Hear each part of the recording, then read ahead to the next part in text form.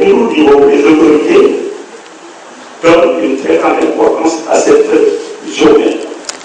Et cette journée, cette année, elle va se célébrer dans le contexte de la tenue du sommet de la francophonie. On a pris le thème de la francophonie comme thème de cette journée et il a été demandé d'organiser un concours, une dissertation au niveau des filles.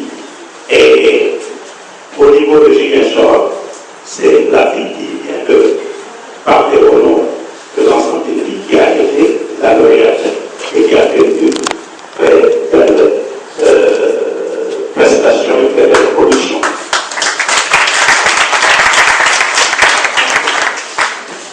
Le thème de la journée, disais-je, c'est éducation des filles, facteur de paix, vecteur de développement. Tout le monde s'accorde à dire que si vous éduquez une femme, vous éduquez toute une famille. Alors que si vous éduquez un homme, c'est un homme seulement que vous éduquez.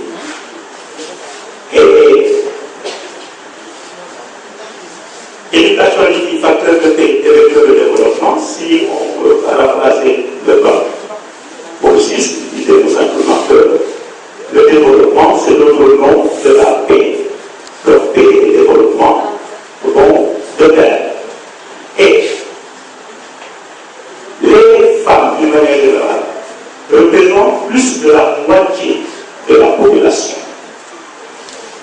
Ne pas les former, ne pas la mener à l'école, ne pas former les femmes, c'est mettre de côté la moitié de la main-d'œuvre sur laquelle on peut compter pour produire des biens et services.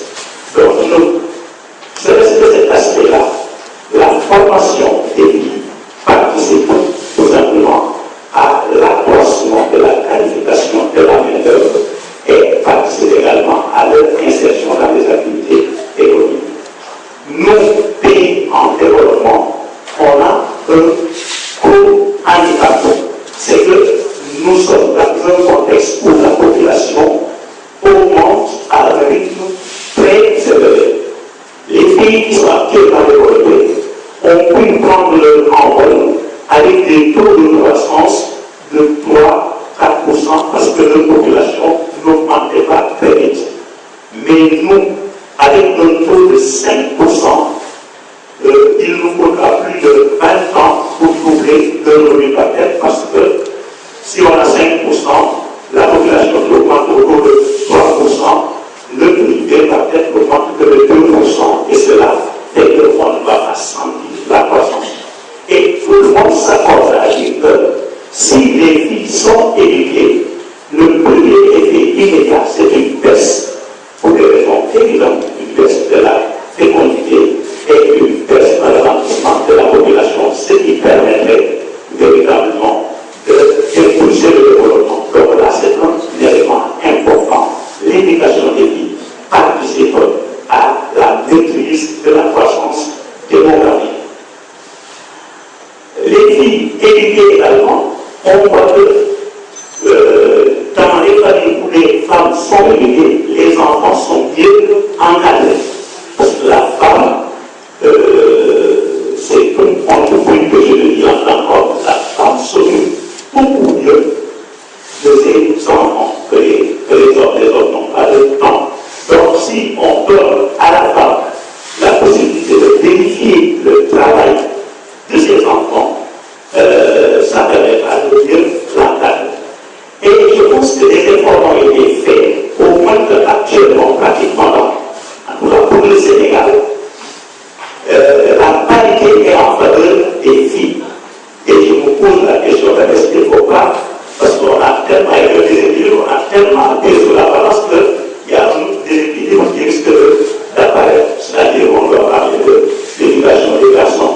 Parce que les démographes disent que, en fait, c'est les démographiques, à bas âge, il naît plus de garçons que de filles. Le rapport est de 105 garçons et 100 filles. Et la parité à l'époque primaire, c'est plus de filles. Donc, certainement, on est en train d'adolescité de garçons. Même si, par la suite, dans les âges supérieurs, il y a plus de filles, il y a plus de femmes que d'hommes, mais il y a plus de garçons que de filles. Là également, l'interprétation qu'on a pour parler, c'est que la femme est beaucoup plus résistante que l'homme. Merci. L'Académie de Ziguinchor vient fêter avec un peu de retard la journée nationale pour la scolarisation, l'éducation des filles. Et le thème, c'était éducation des filles, facteur de développement et vecteur de paix. Et lors des échanges qu'on a eus en salle tout à l'heure, on a eu à montrer que des filles éduquées, c'est une famille épanouie. Une famille épanouie, c'est un peu la paix, parce que la paix, on le répète souvent, ce n'est pas seulement l'absence de guerre. Il faut un bien-être partout, une santé, et une fille éduquée, c'est la mère qui sera avertie des problèmes de santé, des problèmes d'éducation, et qui va bien prendre en charge pour sa famille. Donc, ne serait-ce que cela, effectivement, l'éducation des filles, c'est un vecteur de développement, c'est un facteur de paix. Voilà, les filles ont vu justement que les mariages précoces, les grossesses précoces en milieu scolaire contribuent également à une faiblesse du taux d'achèvement. Aujourd'hui, en tant qu'autorité académique, quelles sont les mesures que vous envisagez amener pour rectifier le tir? Je parle de l'anecdote là, quand on a présenté la fille qui a été lauréate, c'est une Peul, et j'ai eu à dire, en taquinant un peu mes cousins Peul, pour leur dire que, écoutez, elle est brillante, il ne faut pas la donner en mariage. C'est dire tout simplement qu'il faut qu'on change en fait la donne. Les filles sont souvent à l'école, la parité est en leur faveur, mais on a eu, comme a eu à le dire certains intervenants, plus on avance, moins les filles sont présentes en raison de ces facteurs-là. Donc il y a un changement de mentalité, un changement de comportement, et pour cela il faut que les familles s'y mettent. Savoir que tout comme on s'investissait au niveau des garçons en les amenant à l'école, on peut bien investir dans la fille, et cela peut amener des résultats, pas seulement pour la famille, mais pour toute la population.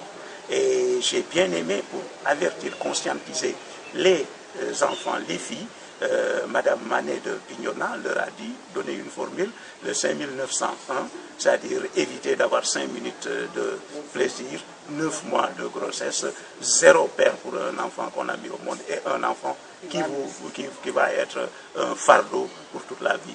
Et je pense que les élèves ont bien aimé, et ne serait-ce que cet enseignement-là, cette journée, valait la peine d'être vécue. Et je m'engage ici pour l'année prochaine à préparer très tôt cette journée-là, et que la participation populaire soit la plus large possible.